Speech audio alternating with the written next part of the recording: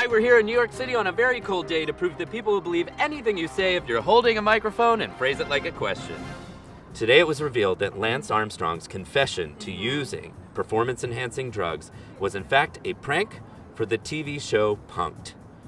How does this change your opinion of Lance Armstrong? Yeah. That's pretty messed up. He knew he was being punked? Mm-hmm. Well, wow. He's the one who's Punking. involved He with the show. facilitated it? Mm-hmm. Huh. He has punked Oprah. Will you watch this episode of Punk'd? Yeah, but not as entertainment, just Okay. as to inform myself about what's going on. Monte Tejo's girlfriend hoax has caused Congress to consider creating a license to use the internet. Would you? Hell no. No? Hell no. Would you apply for one of these licenses, or would you risk using the internet without one? I think it's a good idea. I think at the end of the day, you gotta stand up and take accountability. Yeah, I would buy a license. I wouldn't mind getting a license to use the internet as long as it doesn't cost any money. In California, some middle schools are considering teaching 50 Shades of Grey in order to encourage children to read. Do you think that it's going too far and those books are too controversial for middle schoolers to read? You don't need to use sex and Twilight fan fiction in order to get middle schoolers to read. I actually don't think that's a terrible idea. I think that, kids these days seem to be much more knowledgeable about things of that sort of content. I think like Harry Potter or other books like that, if you want them to read, have them read that and not something that's really sexually explicit. And if it does get them to read, then I think that's good in that regard too. Maybe it would get them to branch off from that book into different books or books that they find interesting.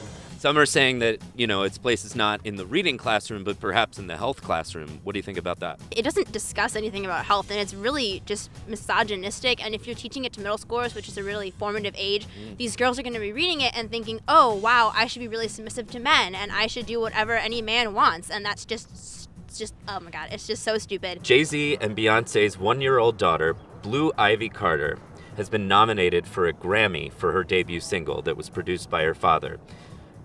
Do you think she really put in the work to, create the single, or do you think her father's just getting credit for it? I didn't know one-year-olds could sing that much. It's a sample, It's a sample, oh. I bet she can barely speak. That might be a bit offensive to music artists who have worked really hard to get where they're at.